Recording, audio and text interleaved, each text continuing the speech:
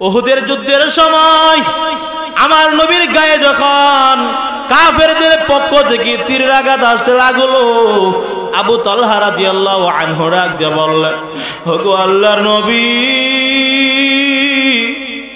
আমি আবু তালহা দূরে থাকতে আপনার গায়ে একটা তীর বিদ্ধ হতে দিব না।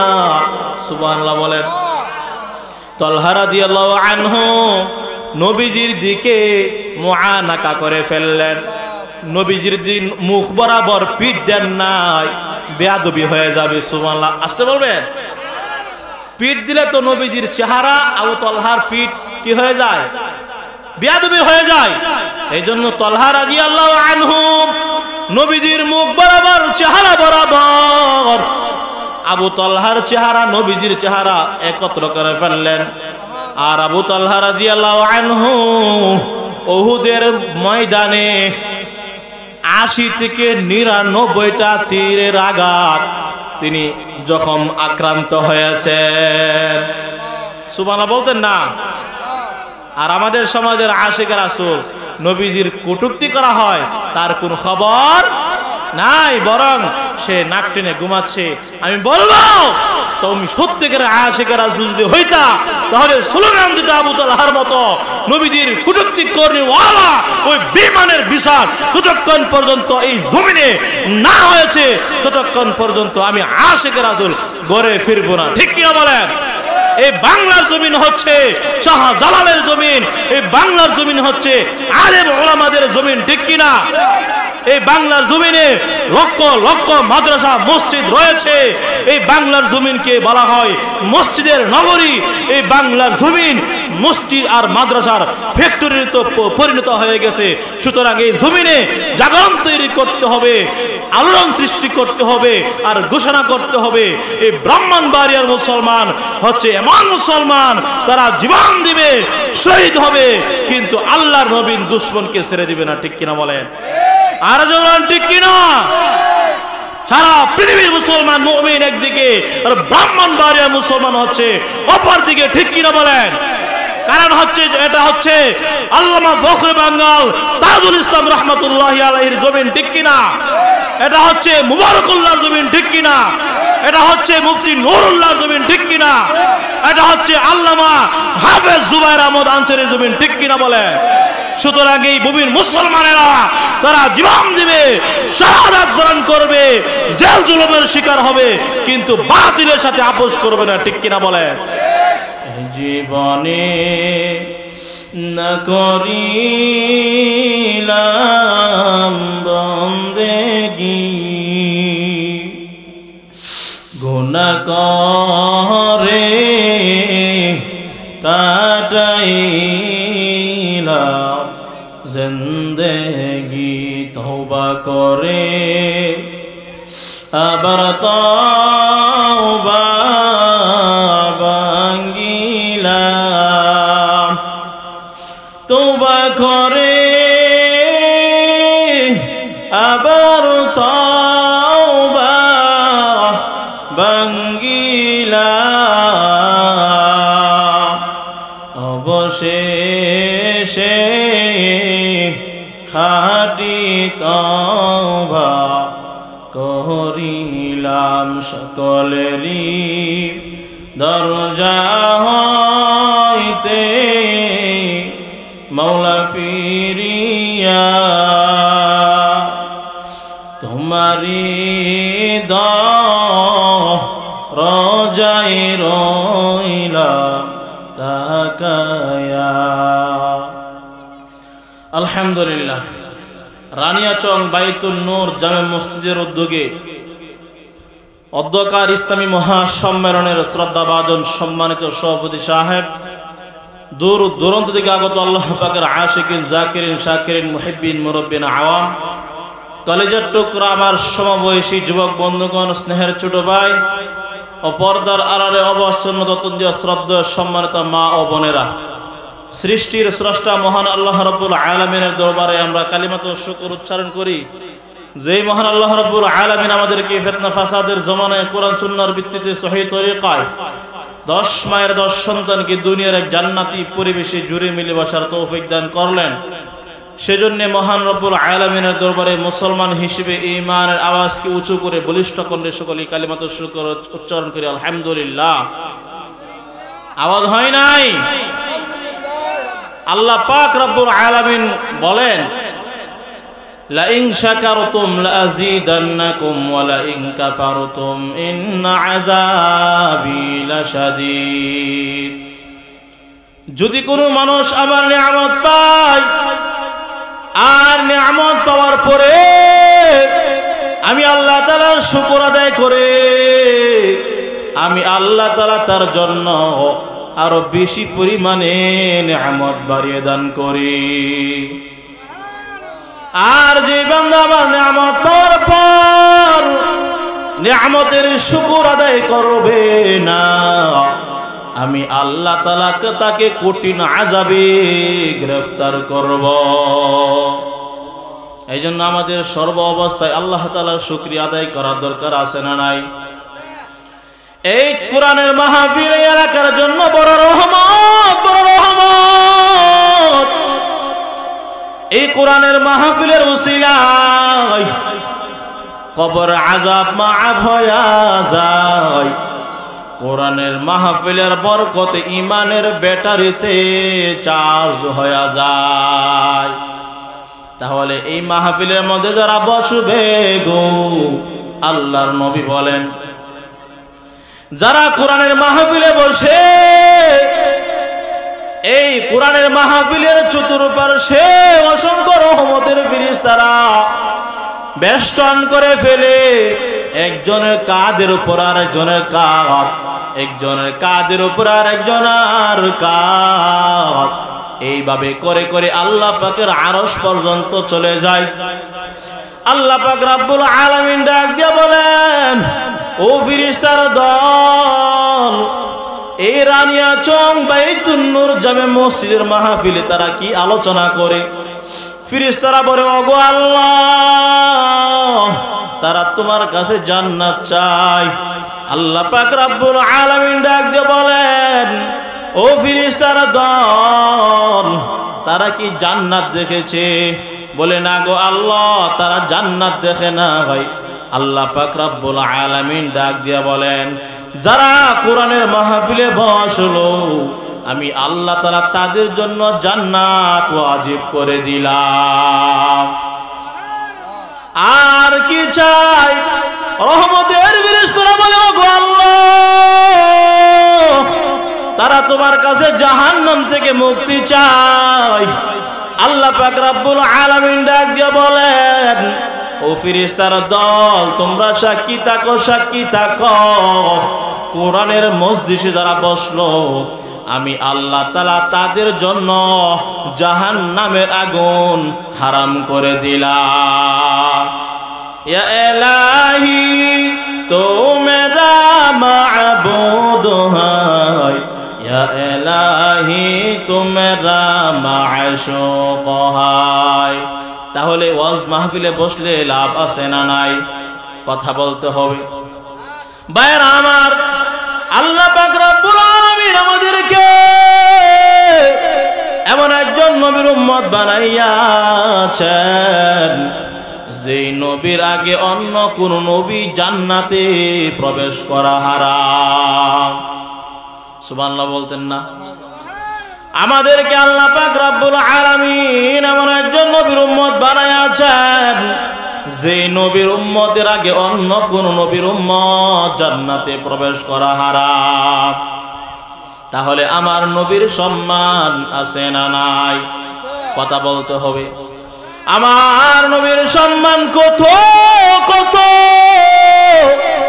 কিয়ামতের কঠিন ময়দান যেদিন কায়েম হয়ে যাবে, পয়গম্বর আদম আলাইহিস সালাম জান্নাতের গেটে গিয়া বলবেন, ইফতাহিল বাব, ইফতাহিল বাব, ও জান্নাতের দারওয়ান, জান্নাতের গেটটা খুলে দাও।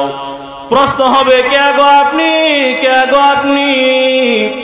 আদম আলাইহিস সালাম ডাক দিয়া বলবেন, আনা আদমু সাফিউল্লাহ, বলে না না, আপনার জন্য জান্নাতের গেট খোলা হবে না। এবার চলে যাবেন পয়গম্বর নূহ নবিয়্যুল্লাহ। নূহ নবী গিয়ে ডাক দিয়া বলবেন, ও জান্নাতের দারওয়ান, জান্নাতের গেটটা খুলে দাও। প্রশ্ন হবে, কে গো আপনি, কে গো আপনি? পয়গম্বর নূহ আলাইহিস সালাম ডাক দিয়া বলবেন, আনা নূহ নবিয়্যুল্লাহ।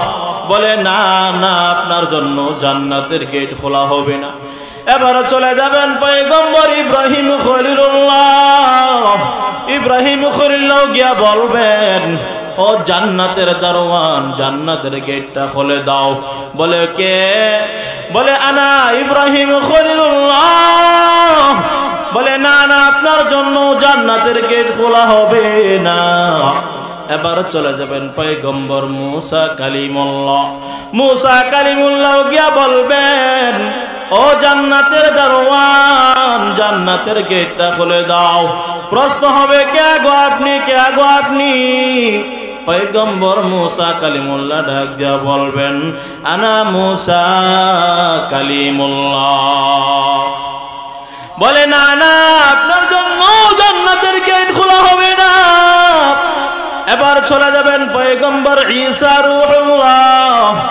ঈসা রূহুল্লাহ গিয়া বলবেন, ও জান্নাতের দারওয়ান, জান্নাতের গেটটা খুলে দাও। বলে কে গো আপনি, কে গো আপনি? ঈসা রূহুল্লাহ ডাক দিয়া বলবেন, আনা ঈসা রূহুল্লাহ। বলে না না, আপনার জন্য জান্নাতের গেট খোলা হবে না। তাহলে কার জন্য জান্নাতের গেট খোলা হবে? জান্নাতের গেটম্যান ডাক দিয়া বলবেন, এতক্ষণ পর্যন্ত আদম নবীর নাম শুনলাম, এতক্ষণ পর্যন্ত নূহ নবীর নাম শুনলাম, এতক্ষণ পর্যন্ত ইব্রাহিম নবীর নাম শুনলাম, এতক্ষণ পর্যন্ত মুসা নবীর নাম শুনলাম, এতক্ষণ পর্যন্ত ঈসা নবীর নাম শুনলাম, যতক্ষণ পর্যন্ত আখির জামানার পয়গম্বর রাহমাতুল লিল আলামিন সাইয়্যিদুল মুরসালিন খাতামুন নবিয়্যিন ইমামুল মুরসালিন মুহাম্মাদুর রাসূলুল্লাহ সাল্লাল্লাহু আলাইহি ওয়াসাল্লামের নাম যতক্ষণ পর্যন্ত না শুনবো ততক্ষণ পর্যন্ত জান্নাতের গেট খোলা হারাম। ইমামুল আউয়ালিনাল আখিরিন বহরে সাদকা রাহমাতাল লিল আলামিন সাইয়্যিদুল কাউনাইন খাতামুল মুরসালিন আখিরা মুদবুদ ফখরুল আউয়ালিন। ভাইরা আমার, তাহলে আমার নবীর সম্মান আছে না নাই? আল্লাহ পাক রব্বুল আলামিন এই গোটা পৃথিবীর মধ্যে 18,000 মাখলুকাত সৃষ্টি করেছেন। এর মধ্যে সবচেয়ে শ্রেষ্ঠ জাতির নাম হচ্ছে মানব জাতি। বলেন, এই পৃথিবীর মধ্যে যত 18,000 মাখলুকাত আছে এর মধ্যে সবচেয়ে শ্রেষ্ঠ, সবচেয়ে উৎকৃষ্ট জাতির নাম কি বলেন? মানব জাতি। মানব জাতির মধ্যে সবচেয়ে শ্রেষ্ঠ হচ্ছে যারা মুমিন ইমানদার। মুমিন ইমানদারের ঘরের মধ্যে সবচেয়ে শ্রেষ্ঠ হচ্ছেন নবীগণ। নবীগণের উপরে শ্রেষ্ঠ হচ্ছেন রাসূলগণ। রাসূলগণের মধ্যে সবচেয়ে শ্রেষ্ঠ, সবচেয়ে মর্যাদাবান, সবচেয়ে মান সম্মানের অধিকারী, আল্লাহর পরে যার সম্মান, সেই নবী হচ্ছেন আমার নবী রাহমাতুল লিল আলামিন। সুবহানাল্লাহ বলেন। তাহলে আল্লাহ পাকের নিচে হচ্ছে আমার নবীর সম্মান আর গোটা বিশ্ব জগতের উপরে। সুবহানাল্লাহ বলেন। তাহলে এই রবিউল আউয়াল মাস আমার নবীর আদর্শ গ্রহণ করার মাস। এই রবিউল আউয়াল মাসে আমার নবী দুনিয়াতে আগমন করেছেন এবং এই রবিউল আউয়াল মাসে আমার নবী দুনিয়া থেকে বিদায় নিয়েছেন। আমার নবী কি নিয়ে আসলেন? বলে দুনিয়ার মানুষের জন্য আমার নবী উত্তম আদর্শ নিয়ে আসলেন। বলেন, কি নিয়ে আসলেন? উত্তম আদর্শ আমার নবী উম্মতের জন্য নিয়ে আসলেন। কি রেখে চলে গেলেন? কোরআন এবং সুন্নাহ। বলেন কি রেখে গেলেন? দুটো জিনিস আমার নবী রেখে গেলেন। এক নাম্বার হচ্ছে আল্লাহর কোরআন, দুই নাম্বার হচ্ছে আমার নবীর সুন্নাহ। বলেন আমাদের নবী আমাদের জন্য কি রেখে গেলেন? কোরআন আর সুন্নাহ। আল্লাহর নবী বলেন তারাকতু ফীকুম আমরাইন লান তাদিল্লু মা তামাসসাকতুম বিহিমা কিতাবাল্লাহ ওয়া সুন্নাত রাসূলিহি। ওরে আমার উম্মতের দল, আমি নবী তোমাদের মাঝে দুটো জিনিস রেখে গেলাম। এই দুইটা জিনিসকে যদি তোমরা আঁকড়ে ধরতে পারো তাহলে কোশ্চিন কালেও তোমরা পথভ্রষ্ট হবা না। সুবহানাল্লাহ বলতেন না? তাহলে এই কোরআন এবং হাদিসকে, কোরআন এবং সুন্নতকে আমাদের আঁকড়ে ধরা দরকার আছে না নাই? কথা বলতে হবে। আল্লাহর নবী বলেন মান তামাসসাকা বিসুন্নতি ইনদা ফাসাদি উম্মতি ফালাহু আজরু মিআতু শাহীদিন। যে ব্যক্তি একটা সুন্নতকে আঁকড়ে ধরবে গো, আল্লাহ পাক রব্বুল আলামিন তাকে 100 গলা কাটা শহীদের সওয়াব দান করবে। এই জন্য এই রবিউল আউয়াল মাস আমার নবী দুনিয়াতে আগমনের মাস। আমার নবীর জন্মের তারিখ নিয়ে মতবিরোধ আছে। সবচেয়ে বিশুদ্ধতম প্রসিদ্ধতম মত হচ্ছে 12 রবিউল আউয়াল। তবে আমি আজকে আপনাদেরকে বলবো, যারা রবিউল আউয়াল মাস আসলে নবীর আশিক বলে দাবি করেন, সারা বছর নামাজের খবর নাই, রোজার খবর নাই, দাড়ির খবর নাই, টুপির খবর নাই, তারা হচ্ছে নামদারি আশিক রাসূল। ঠিক কিনা? যারা আশিক রাসূল তাদের পরিচয় তাদের স্লোগানের পড়ে না। যারা আশিক রাসূল তারা মুখে মুখে মুখে মুখে দাবি করে না, তাদের কাজে কর্মেই প্রমাণিত হবে সে একজন নবীর খাঁটি আশিক রাসূল। ঠিক কিনা? কিন্তু আমাদের সমাজে দেখা যায় নবীজির বিরুদ্ধে কটূক্তি করে বেঈমান নাস্তিক ব্লগাররা, তখন কোনো খবর নাই। আর বাংলার জমিনের কওমি তৌহিদি মুসলমান যখন প্রতিবাদ করে, রাস্তার মধ্যে তারা রক্ত পর্যন্ত দিয়া দেয় নবীর ইজ্জত হেফাজত করার জন্য। যারা রক্ত পর্যন্ত দিতে প্রস্তুত হয়ে যায়, ওই সকল মুসলমানই হচ্ছে সবচাইতে বড় খাঁটি আশিক রাসূল। সকাল থেকে নিয়ে সন্ধ্যা পর্যন্ত যদি শুধু নবীর উপরে দুরূদ পাঠ করো, আর সন্ধ্যা থেকে নিয়ে ফজর পর্যন্ত যদি শুধু নবীর উপরে দুরূদ পাঠ করো, আর নবীকে যদি সন্ত্রাস বলে গালি দেওয়া হয়, নবীকে যদি লুবি বলে গালি দেওয়া হয়, নবীর ধর্ম, নবীর ইসলাম, নবীর মাদ্রাসা মসজিদকে নিজে কটূক্তি করা হয়, আর এই ব্যাপারে যদি কোনো ভূমিকা না রাখো গো, সকাল থেকে নিয়ে সন্ধ্যা পর্যন্ত তোমার ওই দুরুদের 1 পয়সা কোনো মূল্য নাই। ঠিক কিনা? মান আহাব্বা সুন্নাতে কওলে রাসূল মজদাই কানা মাই হামকুন কবুল। তাহলে সিরাতুন নবী আর মিলাদুন নবী আমাদের জানার দরকার আছে না নাই? আজকে সিরাতুন নবী নিয়ে, মিলাদুন নবী নিয়ে ঝগড়া করো, বলে না না, ঝগড়ার কোনো প্রশ্নই নাই। সিরাতুন নবীর ভিতরে মিলাদুন নবী ঢুকানো আছে। কোন মানুষের জন্ম বাদ দিয়ে কি তার জীবন ইতিহাস লেখা হতে পারে?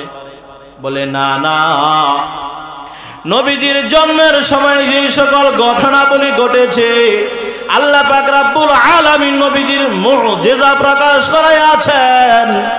নবীজির জন্মকে বলা হয় মিলাদুন নবী, আর নবীজির 40 বছরের পরে জিন্দেগিকে বলা হয়, 23 বছরের জিন্দেগিকে বলা হয় সিরাতুন নবী। আলোচনা করলে উম্মতের নফল আমলের সওয়াব, নবীজির জন্মের ইতিহাসগুলো যদি আমরা আলোচনা করি গো, তাহলে আমাদের আমলনামা শুধু সওয়াব আর সওয়াব হয়ে যাবে। মিলাদুন নবীর যে সকল ঘটনা আল্লাহ পাক ঘটাইয়াছেন, এইগুলি অন্য সাধারণ মানুষের পক্ষে বাস্তবায়ন করা সম্ভব নয়, ঠিক কিনা বলেন? তাহলে সিরাতুন নবীর উপরে আমল করা, নামাজ পড়া, রোজা রাখা, পর্দা করা, এই যাবতীয় ইসলামের হুকুম হাকাম আমল করা, বাস্তবে উম্মতের উপরে আমল করা, প্র্যাকটিক্যালি বাস্তবায়ন করা হচ্ছে ফরজ। কথা বলেন, সিরাতুন নবীর আলোচনা করা কি? সিরাতুন নবীর আদর্শ বাস্তবায়ন করা হচ্ছে ফরজ, মিলাদুন নবীর আলোচনা করা হচ্ছে নফল। তাহলে কেউ যদি নফল নিয়ে আমল করতে করতে ফরজকে ছেড়ে যায়, তাহলে কোন ফজিলত আছে? কথা বলতে হবে। এক লোক বয়ান শুনছে, পাগড়ি বেঁধে নামাজ পড়লে 70 রাকাতের সওয়াব। বলেন, পাগড়ি বেঁধে নামাজ পড়লে কত রাকাতের সওয়াব? এক রাকাতে 70 রাকাতের সওয়াব। এখন সে চিন্তায় পড়ে গেল, মসজিদে সে গিয়েছে নামাজ আদায় করার জন্য। সে মসজিদে ঢুকে দেখে, আহারে আমি তো পাগড়ি আনলাম না। এবার চিন্তা করলো 70-এর সওয়াব আমি কেমনে পাবো? এবার সে নিজের পরিধানের লুঙ্গিটা খুলে তার মাথার মধ্যে বেঁধে ফেললো। এবার বলেন, সে লুঙ্গি খুলে যে পাগড়ি বাঁধলো, সে সুন্নত কি বাস্তবায়ন করছে কিনা? সুন্নত সে পালন করছে, কিন্তু কি ছাড়ছে বলেন? কথা বলতে হবে। ফরজ ছেড়ে দিয়েছে। সুন্নত পালন করতে গিয়ে ফরজকে ছেড়ে দিলে কি সওয়াব আছে না গুনাহ? কথা বলতে হবে। আপনাদের কষ্ট হচ্ছে? সে লুঙ্গি খুলে পাগড়ি বাঁধেছে, সে সুন্নত পালন করছে, আর ফরজকে ছেড়ে দিয়েছে। ঠিক তদ্রূপ ভাবে যারা মিলাদুন নবীর আলোচনা করে, মিলাদুন নবীকে বাস্তবায়ন করে, আর সিরাতুন নবীকে লাঠি মারে, এই ধরনের স্লোগান দেয়, তারাও লুঙ্গি খুলে পাগড়ি বাঁধার মতো গুনাহগার, ঠিক কিনা বলে? আরো জোরে বলেন, ঠিক কিনা? এই জন্য আমাদেরকে মিলাদুন নবীর আলোচনা করব, তাতে সওয়াব হবে। আমরা মিলাদুন নবীর বিরোধী নয়, আমরা সিরাতুন নবীর আলোচনা করব। সিরাতুন নবী আমাদের জীবনে বাস্তবে প্র্যাকটিক্যাল আমল করতে হবে, তাহলে আমরা সত্যিকারে আশিক রাসূলের পরিচিতি পাবো, ঠিক কিনা বলেন? মিলাদুন নবীর কি কি ঘটনা আপনাদের সামনে বলবো না, কষ্ট হবে? কষ্ট হবে? কথা বলতে হবে, কষ্ট হয়। আমার নবী যখন দুনিয়াতে আগমন করলেন, আম্মা জান নবীজির মার নাম আমেনা। বলেন, নাম কি? কথা বলতে হবে। আমার নবীর মা আমেনা বলেন, আমি পেটের ভিতরে কোনো ব্যথা অনুভব করি নাই। সুবহানাল্লাহ বলতেন না? আচ্ছা বলেন, আপনাদের দুনিয়াতে যত মহিলা আছে, কোন মহিলা কি বলতে পারবে এই কথা যে আমার সন্তান পেটে এসেছে কিন্তু কোনো ব্যথা পাই নাই? বলতে পারবে? তাহলে এটা কি বাস্তবায়ন করা সম্ভব?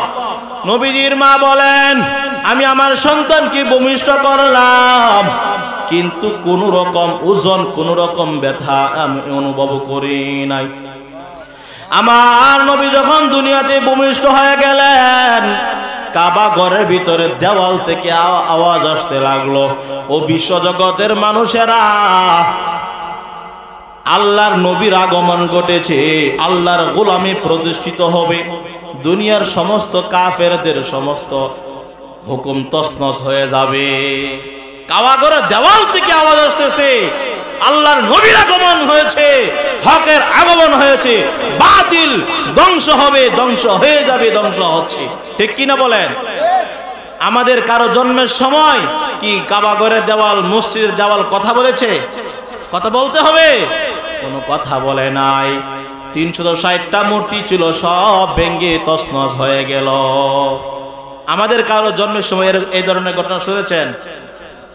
আমার নবীর মা আমেনা বলেন, আমার সন্তান শিশু মুহাম্মাদুর রাসূলুল্লাহ যখন আমি তাকে ভূমিষ্ঠ করলাম, উম্মে আইমানকে ডাক দিয়া বললাম, ওরে উম্মে আইমান, আমার এই সন্তান কি তুমি ভালো করে দেখে রাখো, ভালো করে ধরে রাখো।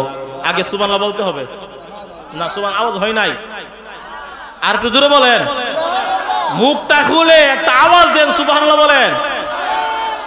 আমার নবীর মা আমেনা বলেন, ওরে উম্মে আইমান, আমার এই সন্তানকে তুমি ধরে রাখো, কোন জিন ভূতে যেন নিয়ে যেতে না পারে। উম্মে আইমান ডাক দিয়া বললেন, ও আমেনা, মুহাম্মদ সাল্লাল্লাহু আলাইহি ওয়াসাল্লামকে আমার কুলের ভিতরে আনলাম, হঠাৎ করে ঘরটা অন্ধকার হয়ে গেল, নবীকে আর পাচ্ছি না। আমেনা কান্নায় জড়িত হয়ে গেলেন, কান্নায় ভেঙে পড়লেন। আরে ভাগ্য গুণী আমি এই সন্তানকে পেয়েছিলাম, আমার সন্তান কোথায়, আমার সন্তান কোথায়?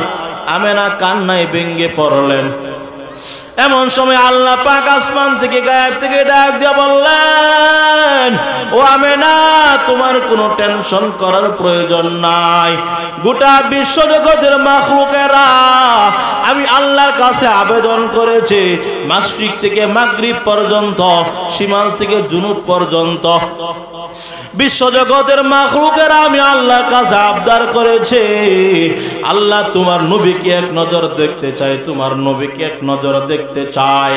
ও আমেনা, এই মাশরিক থেকে মাগরিব পর্যন্ত, শিমাল থেকে জুনুব পর্যন্ত গোটা পৃথিবী ভ্রমণ করাইয়া আবার তোমার কুলে তোমার সন্তানকে ফেরত দেওয়া হবে। সুবহানাল্লাহ বলে।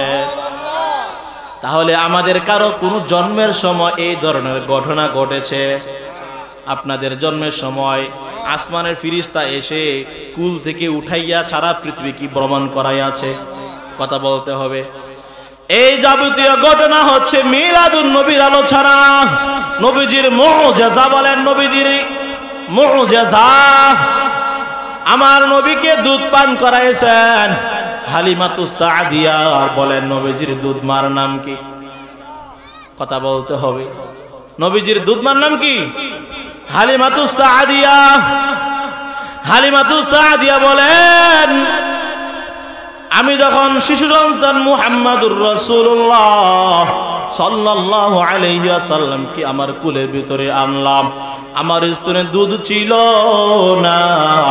শিশু ইয়াতীম নবী যখন আমার কুলের ভিতরে আনলাম, আমার স্তনে দুধে ভরপুর হয়ে গেল। আমার বাড়িতে যখন রওনা হলাম, তায়েফের দিকে রওনা হলাম, আমার উটনির গতিবিধি এত বেড়ে গেল, তার চলার গতিবিধি এত বেড়ে গেল, উটনির জবান থেকে জবাব আসতে লাগলো।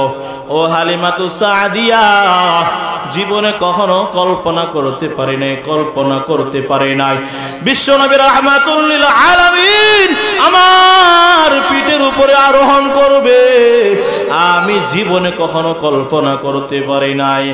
নবী রাহমাতুল লিল আলামিন আমার উপরে আরোহণ করেছেন, এই আনন্দে আমার নিজের গতিবিধি নিজে হারিয়ে ফেলেছি। সুবহানাল্লাহ বলতেন না? হালিমাতুস সাদিয়া বলেন, আমার বাড়িতে নেওয়ার পর আমার বাড়িতে যত বকরি ছাগল ছিল, ওই বকরি ছাগলের দুধে উলানে একবারে দুধে ভরপুর হয়ে গেল। আর জোরে বলেন না? তাহলে এই যাবতীয় আলোচনা হচ্ছে নবীজির মিলাদুন নবীর আলোচনা।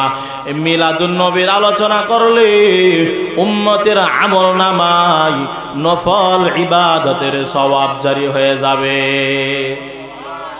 কিন্তু বাস্তবে প্র্যাকটিক্যাল আমল করা যাবে না, বাস্তবায়ন করা যাবে না। কথা বলেন ঠিক কিনা? কিন্তু মিলাদুন নবীকে যারা বলে মিলাদুন নবী কায়েম করো, সিরাতুন নবীকে লাথি মারো, এই ধরনের স্লোগান দেওয়া হচ্ছে কুফরি স্লোগান। যারা এই ধরনের কথা বলবে তারা হচ্ছে ঈমান চলে যাবে এই ধরনের কথা বলার কারণে। কারণ আমার নবীর মিলাদুন নবীর আলোচনা করা হচ্ছে নফল ইবাদতের সওয়াব, আর সিরাতুন নবীর আলোচনা করা, সিরাতুন নবী আমাদের জীবনে নবীজি ইসলামের আদর্শ, নামাজ, রোজা, হজ, যাকাত যা নিয়ে আসলেন, এগুলি হচ্ছে উম্মতের জন্য বাস্তবে প্র্যাকটিক্যালি আমল করা, উম্মতের জন্য ফরজে আইন। ঠিক কিনা বলেন? এক লোকে বাজারে গিয়েছে, বাজারে গিয়ে বলতেছে, মাছের বাগা ক্রয় করবে। অর্থাৎ মাছের বাগা আমাদের বাজারে আছে না নাই? কথা বলতে হবে। মাছের বাগা আপনারা ক্রয় করেন, কিনেন কিনা? তো মাছের বাগা ক্রয় করার সময় দেখবেন একটা খাবলা অতিরিক্ত দেয়, দেয় কিনা? কথা বলতে হবে।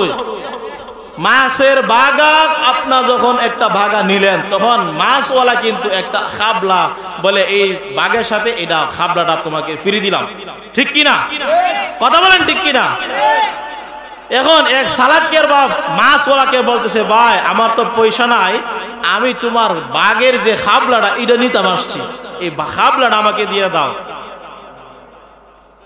মাছওয়ালা বলতেছে, সালাকের বাপ এই বাগের সাথেই তোমার খাবলাটা ফিট করা, ঠিক কিনা বলেন? বাগে মাছের বাগা যখন কিনবেন তখন অতিরিক্ত খাবলাটাই পাইবেন, আর মাছের বাগা নাই আপনার খাবলাও নাই, ঠিক কিনা? ঠিক তদ্রূপভাবে যারা সিরাতুন নবী বাস্তবে আমল করে প্র্যাকটিক্যালে পরিণত করে তারা মিলাদুন নবীর আলোচনা এমনিতেই তারার বাস্তবে রূপান্তর হয়ে যাবে, ঠিক কিনা? কিন্তু সিরাতুন নবীকে বাদ দিয়ে মিলাদুন নবীর আলোচনা করলে কোনো সওয়াব নাই, ঠিক কিনা বলেন? এই জন্য আল্লাহ পাক রব্বুল আলামিন বলেন, আমি আমার নবীকে গোটা বিশ্ব জগতের জন্য রহমত হিসেবে প্রেরণ করলাম। আল্লাহ পাক রব্বুল আলামিন বলেন, ওয়ামা আরসালনাকা ইল্লা রাহমাতাল লিল আলামিন। আমি আল্লাহ তাআলা গোটা বিশ্ব জগতের জন্য আমার নবীকে রাহমাতুল লিল আলামিন হিসেবে প্রেরণ করলাম। আমার নবী মাছের জন্য রহমত, আমার নবী গাছের জন্য রহমত, আমার নবী গোটা বিশ্ব জগতের জন্য রহমত। কেমন রহমত বলবো না, কষ্ট হবে? আপনাদের কষ্ট হবে? আমার নবীর আদর্শ কত সুন্দর, আমার নবীর আদর্শ কত সুন্দর। একজন মহিলা দাওয়াত করেছে নবীজিকে, আর বলেছে, ওগো নবী আমার ঘরে আপনাকে দাওয়াত করলাম, আপনাকে আমার বাড়িতে দাওয়াত করলাম।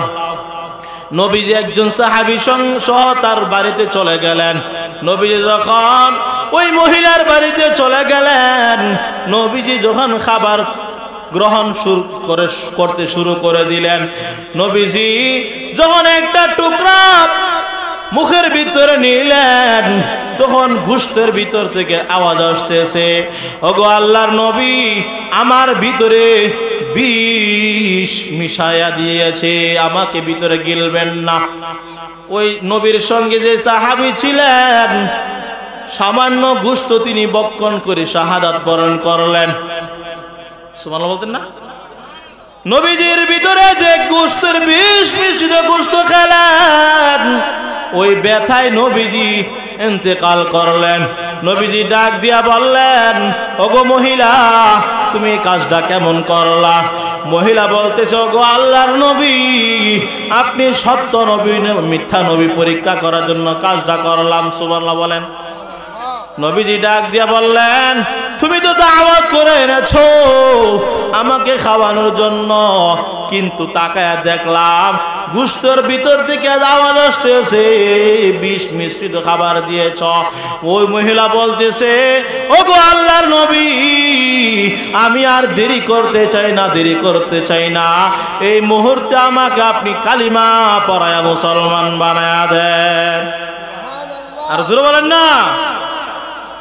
একবার দুইজন ইহুদি নবীজির বাড়িতে আসলো। নবীজির বাড়িতে আসার পর বলল, গো আল্লাহর নবী আপনার কাছে আমরা কালিমা পড়ে মুসলমান হয়ে যাব। নবীজি তাদেরকে আপ্যায়ন করলেন, খানা খাওয়াইলেন, কিন্তু ফজরের নামাজের পূর্বক্ষণে তারা নবীজির ঘরটাকে 2 নম্বর করে অর্থাৎ পায়খানা করে নাপাক করে চলে গেল। নাউজুবিল্লাহ বলতেন না? আর জোরে বলেন না।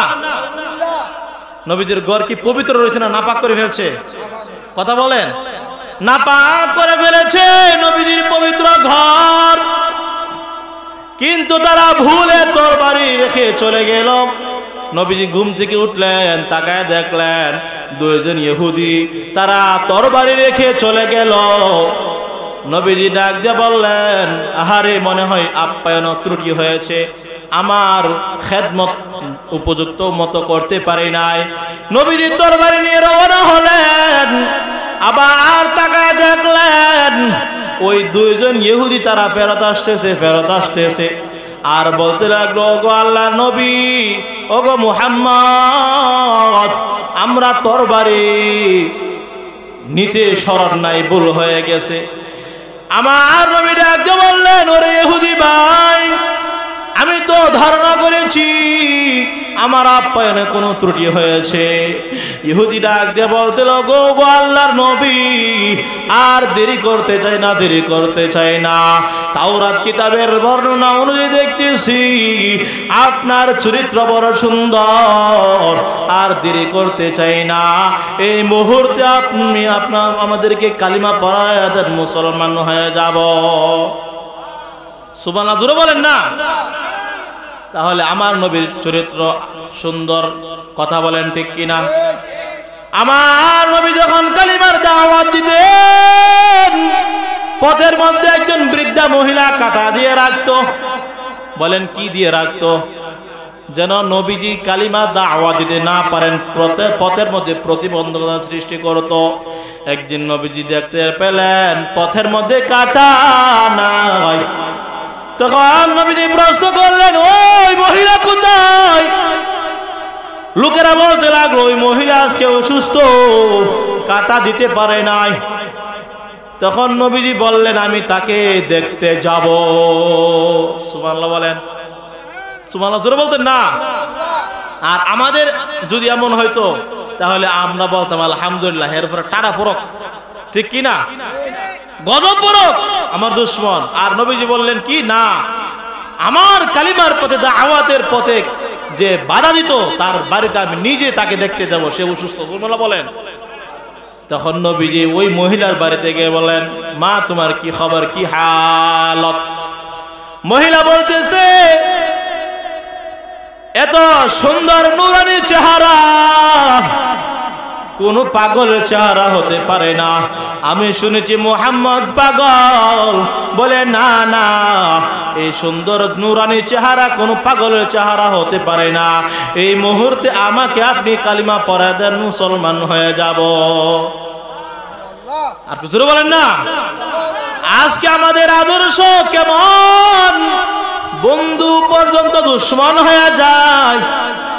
আর নবীজির আদর্শের কারণে বেঈমান বেদিন পর্যন্ত কালিমা পড়তে বাধ্য হয়েছেন। সুবহানাল্লাহ বলতেন না?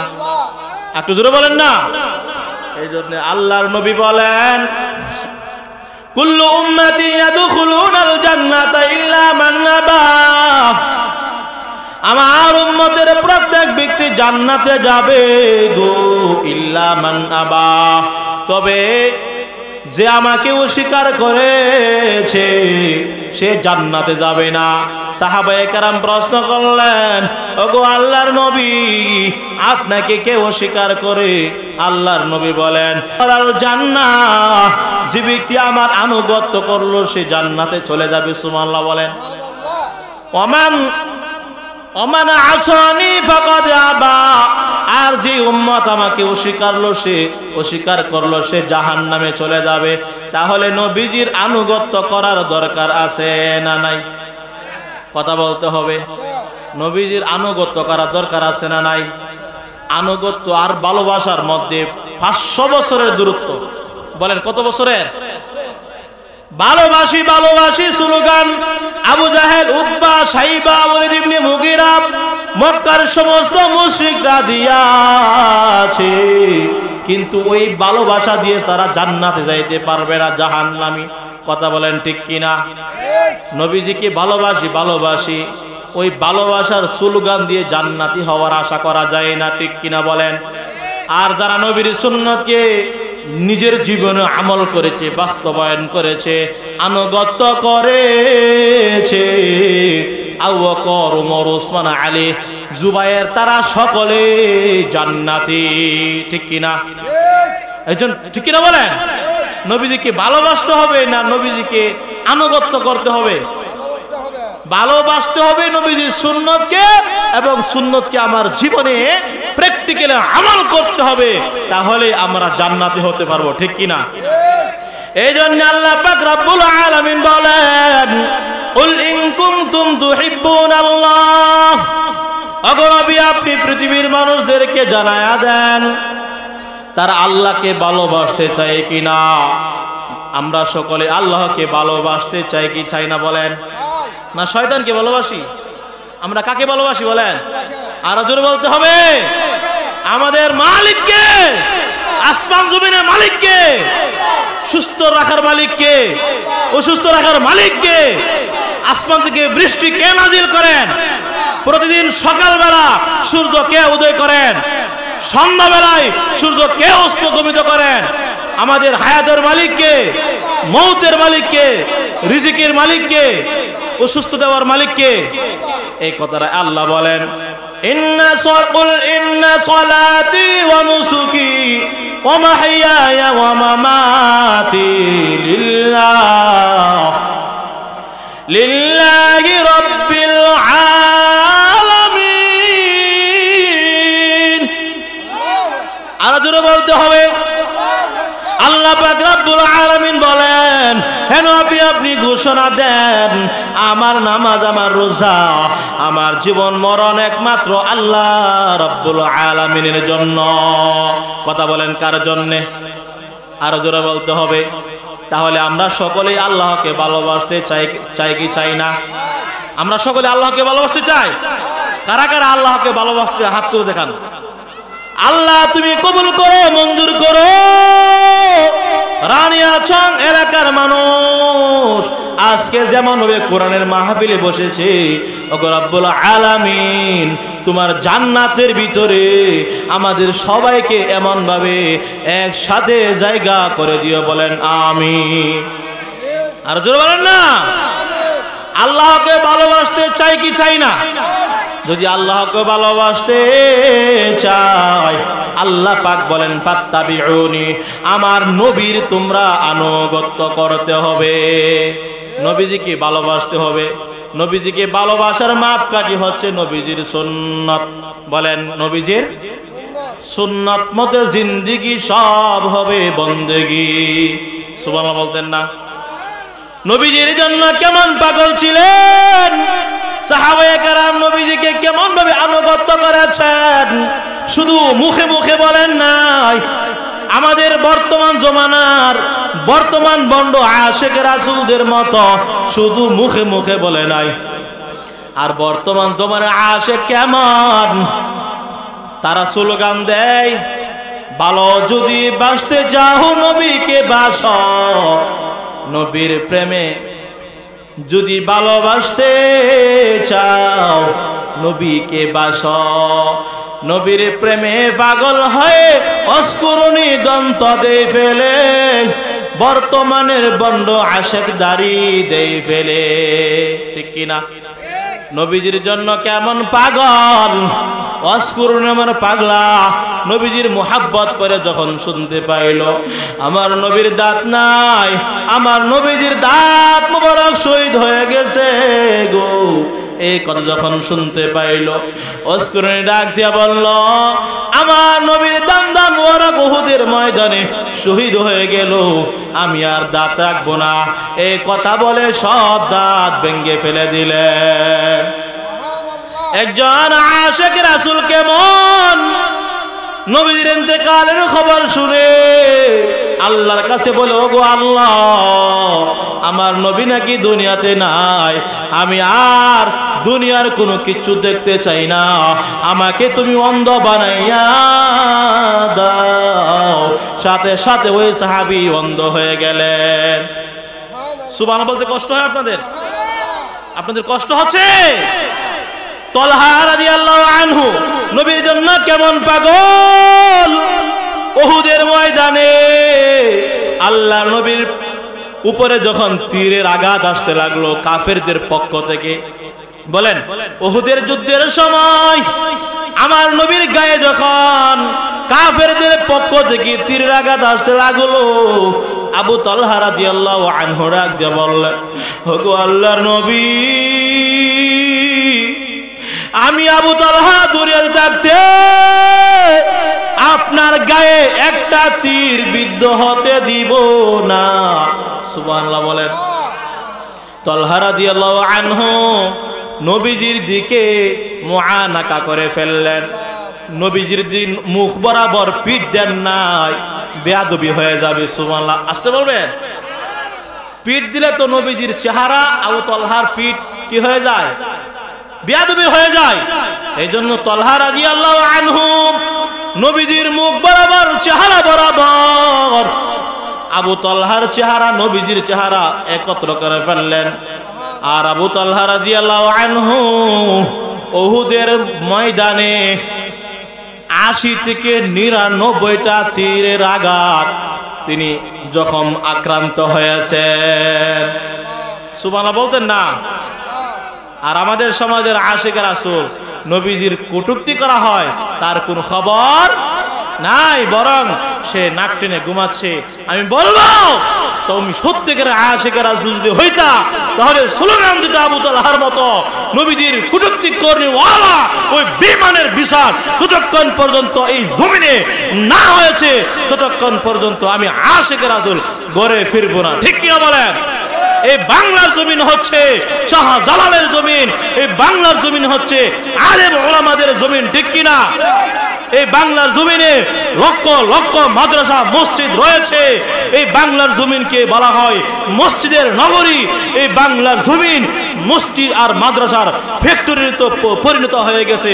সুতরাং এই জমিনে জাগরণ তৈরি করতে হবে, আলোড়ন সৃষ্টি করতে হবে, আর ঘোষণা করতে হবে এই ব্রাহ্মণবাড়িয়ার মুসলমান হচ্ছে এমন মুসলমান, তারা জীবন দিবে, শহীদ হবে, কিন্তু আল্লাহর নবীর দুশমনকে ছেড়ে দিবে না। ঠিক কিনা বলেন? আর যখন ঠিক কিনা? সারা পৃথিবীর মুসলমান মুমিন একদিকে, আর ব্রাহ্মণবাড়িয়ার মুসলমান হচ্ছে অপর দিকে। ঠিক কিনা বলেন? কারণ হচ্ছে এটা হচ্ছে আল্লামা ফখরুল বাঙ্গাল তাজুল ইসলাম রাহমাতুল্লাহি আলাইহির জমিন। ঠিক কিনা? এটা হচ্ছে মুবারকুল্লাহর জমিন। ঠিক কিনা? এটা হচ্ছে মুফতি নুরুল্লাহর জমিন। ঠিক কিনা? এটা হচ্ছে আল্লামা হাফেজ জুবায়ের আহমদ আনসারীর জমিন। ঠিক কিনা বলে? সুতরাং এই ভূমির মুসলমানেরা তারা জীবন দিবে, শাহাদাত বরণ করবে, জেল জুলুমের শিকার হবে, কিন্তু বাতিলের সাথে আপোষ করবে না। ঠিক কিনা বলে? এই জন্য আল্লাহ পাক রব্বুল আলামিন বলেন, আমার নবীর আনুগত্য করতে হবে গো। আমার নবীর আনুগত্য যারা করেছে, বলবো না কষ্ট হবে। আপনাদের কষ্ট হচ্ছে? নবীজির যখন উহুদের ময়দানে নবী নাই, নবী নাই, এই কথা ঘোষণা হয়ে গেল, কদ কুতিলা মুহাম্মদ, মুহাম্মদ সাল্লাল্লাহু আলাইহি সাল্লাম দুনিয়াতে নাই। আমার আপনার সকলের জানের চাইতেও, মালের চাইতেও সবচেয়ে প্রিয় হচ্ছে আমার নবী। ঠিক কিনা? তখন এক সাহাবী দৌড়াচ্ছে, উহুদের ময়দানে দৌড়ায়, উহুদের ময়দানে দৌড়ায়। পথের মধ্যে এক সাহাবী ডাক দিয়ে বলে, ও সাহাবী তুমি কোন দিকে দৌড়াচ্ছ? বলে উহুদের ময়দানে আমি যাচ্ছি। বলে কেন? কেন যাইয়া লাভ নাই, তোমার পিতা যে এসেছিল, তোমার বাবা তো দুনিয়াতে বিদায় হয়ে গেছে, শহীদ হয়ে গেছে। ওই সাহাবী বলতেছে, না রে ভাই, আমার বাবা শহীদ হয়েছে কিনা জানতে চাই না, আমার বন্ধু শহীদ হয়েছে কিনা জানতে চাই না, আমাকে আগে সংবাদ দাও, আমাকে আগে খবর দাও, আমার দয়াল নবী উহুদের ময়দানে এখনো জিন্দা আছেন। সুবহানাল্লাহ বলতেন না? আপনাদের কষ্ট হচ্ছে নাকি? আরেক মহিলা দৌড়ায়, ওগো মহিলা তুমি কেন দৌড়াচ্ছ?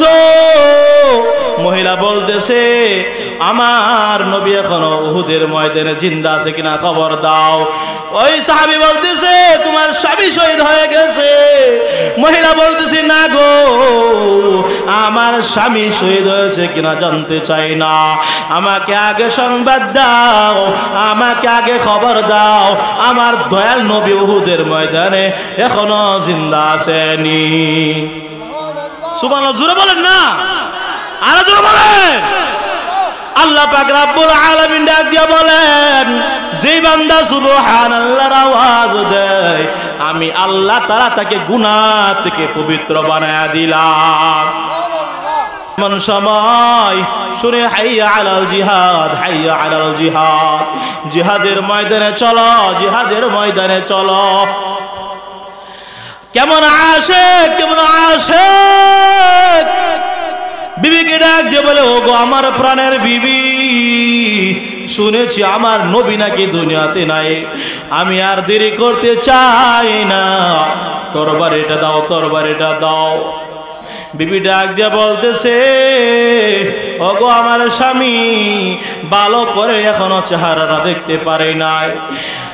স্বামী ডাক দিয়ে বলে, আল্লাহ যদি কবুল করেন তাহলে হাসরের ময়দানে দেখা হয়ে যাবে। আল্লাহ পাক রব্বুল আলামিনের নবীর জন্য কেমন পাগল ছিলেন হানজালা, উহুদের ময়দানে গিয়া জীবনটাকে কুরবানি করে শহীদ হয়ে গেলেন। আর রাসূল বলেন না, তখন নবী ডাক দিয়ে বললেন, ও সাহাবায়ে কেরামের দল, সমস্ত শাহাদাত বরণিত সাহাবায়ে কেরামকে গোসলের ব্যবস্থা করো, কাফন দাফনের ব্যবস্থা করো। যারা শাহাদাত বরণ করেছে তাদেরকে বিনা গোসলে তাদেরকে কাফন দেওয়া হবে, জানাজা পড়ানো হবে। হঠাৎ করে হানজালা লাশ পাওয়া যাচ্ছে না। আল্লাহ রাব্বুল আলামিন ডাক দিয়ে বলেন, ও গো আমার নবী, যেই সাহাবী নবীর মুহাব্বতে পড়িয়া স্ত্রীকে ছেড়ে দিয়া উহুদের ময়দানে জীবনটা দিয়া দিল, ওই সাহাবীর গোসল দুনিয়ার কোনো পানি দ্বারা হবে না, ওই সাহাবীর গোসল জান্নাতের পানি দ্বারা হয়ে গেছে। তাহলে ওই সমস্ত আশিক রাসূল সাহাবায়ে কেরামদের মতো আশিক হতে হবে। এই রবিউল আউয়াল মাস বলে কেন কেন নবীজির জন্ম এবং মৃত্যু হয়েছে এই মাসেই। এই রবিউল আউয়াল মাসে আমাদের নবীজির আদর্শে আদর্শবান হওয়ার দরকার আছে না নাই? তাহলে নবীর আদর্শের মধ্যে দাড়ি আছে না নাই? টুপি আছে না নাই? নামাজ আছে না নাই? আল্লাহ পাক আমাদের সবাইকে নবীজির আদর্শ গ্রহণ করে খাঁটি আশিক রাসূল হওয়ার তৌফিক দান করুন। সকলে বলেন আমিন, আজ বলেন আমিন। আমি আপনাদের সকলের কাছে দোয়া চাই। আয়াতের তাফসীর কিন্তু শেষ করতে পারলাম না, সময় সংক্ষিপ্ত। আল্লাহ পাক যেন আমাদের সবাইকে কবুল করেন এবং মরণ পর্যন্ত ইসলামের খেদমত করে, কোরআন হাদিসের খেদমত করে মরতে পারি।